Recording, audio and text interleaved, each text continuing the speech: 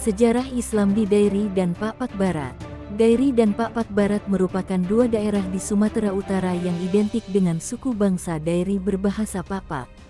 Sejak lama daerah ini telah mewarnai peta geopolitik dan ekonomi kawasan khususnya di Aceh dan pesisir barat Sumatera.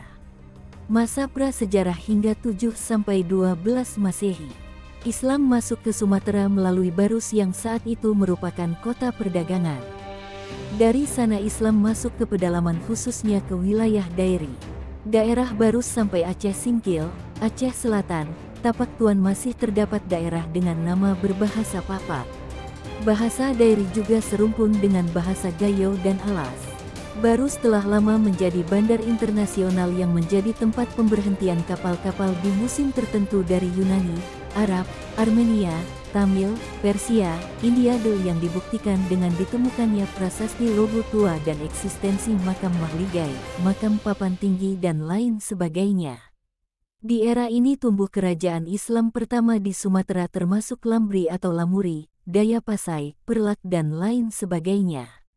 Orang Arab diperkirakan sudah mengenal Pakpak khususnya berhubungan dengan Kapur Barus dengan sebutan Al-Wakwak. Abad 12–15 M.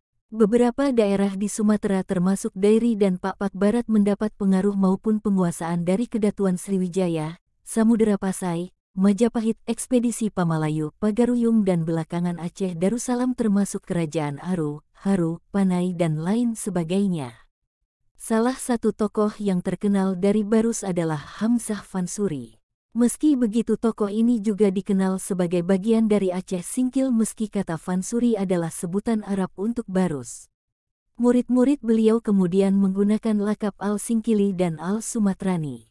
Hamzah Fansuri dikenal sebagai tokoh sufi ahli tata bahasa Melayu yang membuat bahasa Melayu Barus menjadi standar di Nusantara termasuk Riau yang belakangan diadopsi menjadi bahasa Indonesia. Barus juga belakangan dikenal sebagai titik nol Islam Nusantara yang diresmikan oleh Presiden Joko Widodo di era pertama pemerintahannya tahun 2014 sampai tahun 2019 yang didorong oleh sejumlah tokoh termasuk putra Pakat Syekh Ali Akbar Marbun cucu dari ibu seorang Panglima Sisingamangaraja 12 Rais Syuriah PBNU dan pembina Jamiyah Batak Muslim Indonesia JBMI. Invasi kerajaan Rajendra Chola dari India Selatan juga diperkirakan sampai ke Dairi dan sekitarnya yang membawa pengaruh agama dan budaya India. Abad 15–18. Orang-orang Dairi ikut membangun peradaban Barus sekitarnya khususnya Kesultanan Barus Hulu. Mereka juga menjadi raja sampai ke Singkil, Runding, Tapak Tuan, Trumon dan lain sebagainya yang berinduk ke Kesultanan Aceh Darussalam. Sultan Barus Hulu akan meminta bantuan pasukan dari orang Dairi untuk memerangi penjajah Eropa baik dari Portugis, Spanyol, Inggris dan Belanda. Ekspedisi Pamalayu Majapahit penerus Singosari bersama Pagaruyung ikut mewarnai sejarah Sumatera khususnya Barus dan Dairi dan beberapa kerajaan di Sumatera Utara saat itu. Banyak marga di Dairi diyakini berhubungan dengan Minang. Hal itu terlihat juga dari kisah perjalanan Tuan Ibrahim Syah yang datang dari Tarusan, Kerajaan Indrapura, kini di Sumatera Barat yang belakangan dikuasai Pagaruyung. Ibrahim Syah dikenal sebagai penyebar Islam di Barus. Juga ekspedisi pendiri Kesultanan Kota Pinang, Sultan Batara Sinomba atau Batara Gurga Pinayungan Tuanku Raja Nan Sakti, leluhur Marga Nasution, putra Sultan Alamsyah Syaifuddin yang berasal dari Kerajaan Pagaruyung pada 1630-an. Begitu juga Gocah pahlawan Panglima Aceh yang menjadi ikon Kesultanan Deli juga merupakan keturunan Pagaruyung. Abad ke-18 sampai 20 Masehi. Kaum Muslim Dairi dan Pakpak tidak saja ikut membangun Aceh Selatan, Subulusalam maupun Singkel di Aceh tapi juga selalu terlibat sebagai pasukan Sisingamangaraja dari ke-8 sampai ke-12 di pesisir maupun pedalaman. Walaupun Sisingamangaraja 12 sudah tewas ditembak Belanda pada 1907, beberapa panglimanya yang masih hidup meneruskan perjuangannya dengan berdakwah Islam di antaranya Panglima Koser. Informasi Belanda menjelaskan bahwa setahun setelahnya Panglima Koser Maha atau Pemahur Maha seorang pertaki kepala kampung dalam bahasa Dairi, dari Nepen sekarang disebut Siempat Nempu terus melanjutkan dakwah Islam melawan penjajahan Belanda dan para misionaris. Dia pergi ke rumah saudaranya dari kerajaan Batu-Batu di Singkil Aceh sekarang yang juga mempunyai seorang raja yang muslim. Belanda melaporkan Panglima Koser kembali ke kampungnya dan berhasil membangun masyarakat Islam di Nepen, Kuta Dalang, Kuta Tengah, Mahabunga, Pengkirisen, Kutantuang, Tambahan, Kuta Taduk Tanduk, Binara, Tuntung Batu, Kintara, Bintang dan wilayah lainnya khususnya di Siempat Nempu dan Silima Pungga-Pungga. Dia juga meminta Raja Runding, kini juga berada di Provinsi Aceh, untuk mengirim dai dan mubalik dan dikirim Haji Ibrahim atau Syekh Ibrahim.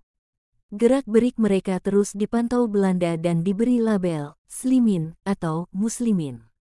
Dakwah di Dairi berbuah hasil dan dimulai pembangunan masjid besar-besaran di antaranya masjid di Nepen tahun 1914 yang sekarang bernama Masjid Muharram, Masjid Bintang 1918, Masjid Lama 1925 di Sidikalang. Kaum muslim pun berkembang pesat sejak 1912 dan banyak yang melanjutkan studi ke luar negeri seperti Abdullah Geruh Maha Pangkoncil dan Musa Lembeng yang pergi kuliah ke Kedah Malaysia dan kembali mengabdi di Dairi. Ikut pula beberapa lainnya ke Kedah seperti Mukhtar Manik, Jabar Sagala, Makleman Pasaribu dan Hasan Banwarea dan semua kembali ke kampung halaman menyebarkan agama. Pada era kebangkitan nasional yakni setelah 1920-an, organisasi besar seperti Nahdlatul Ulama, Muhammadiyah, Al-Wasliyah juga mulai berdatangan dan ikut meramaikan pendidikan di kalangan warga Dairi dan Pak Barat.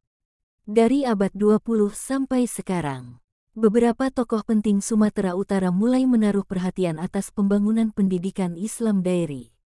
Di antaranya Malidin Marif Lubis ini yang merupakan ketua Yayasan Zending Islam, didirikan oleh guru kitab Sibarani dan beralamat di Jalan Sisingamangaraja dekat Taman Makan Pahlawan, Medan, Sumatera Utara.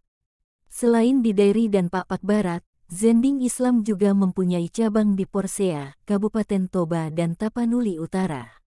Menurut Burhanuddin Sitompul sebelum menjabat sebagai ketua Yayasan Zending Islam, Lubis sebelumnya juga pernah menjabat sebagai Kepala Penerangan Sumatera Utara. Berbeda dengan pionir Islam sebelumnya, Lubis justru melihat bahwa membangun masyarakat harus dilakukan dengan membangun sarana pendidikan bagi masyarakatnya, mungkin juga karena memang saat itu masyarakat Islam Pak sangat membutuhkan. Dalam melaksanakan tugas dakwah ini Lubis dibantu oleh masyarakat setempat membangun madrasah di beberapa titik, terutama yang ada di daerah Kecamatan Sitelu Tali Urang Jehe yang sampai sekarang masih dapat disaksikan madrasah tersebut beroperasi dan sebagian kecil lainnya sudah tidak lagi difungsikan sebagai sekolah. Belakangan umat Islam di Pak Barat dan Dairi telah memiliki lembaga pesantren yang matang. Di antaranya pesantren Dairi di Sidiangkat, Sidikalang. Berikutnya pesantren Ustadz Maha atau yang dikenal dengan Tahfizul Quran Sabilal Rasyad berdiri dengan nama Yayasan Pendidikan Tahfizul Quran Sabilal Rasyad. Didirikan oleh seorang ulama Dairi bernama Haji Sabilal Rasyad Maha. Warga Muslim Dairi dan Pak Barat juga mempunyai madrasah negeri dalam berbagai tingkat serta sekolah tinggi agama Islam atau STIA Al-Ikhlas. Sekian, terima kasih.